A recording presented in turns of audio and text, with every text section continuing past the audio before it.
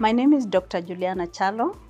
I am a senior lecturer and a degree programs coordinator at Kenya Utalii College, Nairobi. I'm also a certified hospitality educator by the American Hotels and Lodging Association. I have been trained by Hilton's and also Intercontinental Hotels. I have worked in the industry for a total of 30 years, where I started as a catering supervisor at the JKIA airport in Nairobi.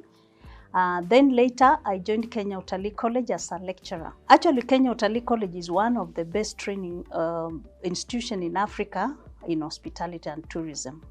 And later in life, I did a PhD. I belong to Tourism Professional Association in Kenya.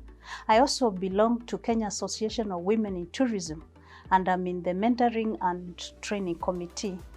This has really transformed many young girls to get interested in the hospitality industry.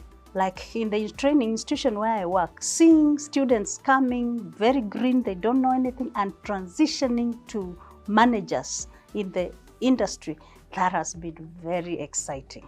I'm passionate about people progressing in their career. I am passionate about women empowerment, especially in this tourism and hospitality industry. And also, I'm passionate about mentoring young people so that they can, reach the high levels in their lives in this career.